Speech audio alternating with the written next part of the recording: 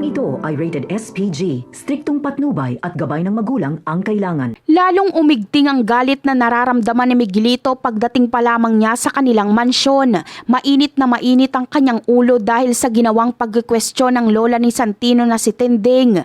Patuloy kasing kinekwestiyon ni Aling Tinding ang mga pamamalakad ni Miguelito sa City Hall bilang mayor.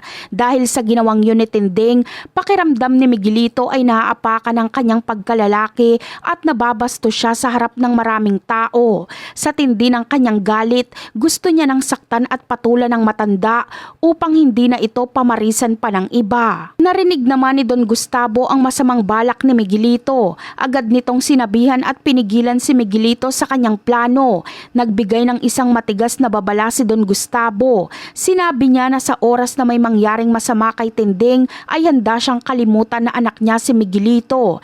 Ito ang nagpatigil sa masamang balak ni Miguelito. Alam niyang hindi nagbibiro ang kanyang ama, kaya naman wala siyang nagawa kundi ang kimkimin ng galit na nararamdaman niya para kay Tinding. Dahil hindi niya maibuhos ang galit kay Tinding, kay Santino naman niya ito ibinaling. Si Santino ang kanyang pinagbuntunan ng galit ng lahat ng kanyang puot. Walang awa niyang binugbog at pinahirapan si Santino nang walang kalaban-laban. Paulit-ulit na sakit ang dinadanas ni Santino sa mga kamay ni Miguelito. Bawat sipa at suntok ay parang nagpapagaan sa pakiramdam ni Miguelito. Ngunit nagiiwan naman ito ng malalalim na sugat, hindi lamang sa katawan kundi pati na sa puso ni Santino. Ang panibagong pangaapi at pangaalipusta na ito ang nagpapaapaw sa matagal ng galit ni Santino. Sobra-sobra na ang kanyang tinitiis. Habang pinipilit na bumangon, lalong lumalim ang puot sa kanyang dibdib. Dito niya na naisip na kailangan niya nang tapusin ang lahat ng paghihirap na ito. Napuno na siya at handa na siyang gumawa ng paraan upang makaganti.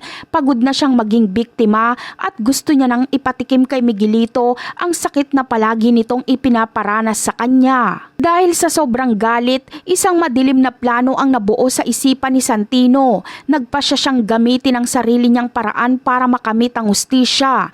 Naisipan niyang lasunin si Miguelito. Ito ang nakita niyang pinakamabisang paraan upang tuluyan ng matigil ang pagmamalupit nito. Agad siyang naghanap ng laso na maaari niyang gamitin.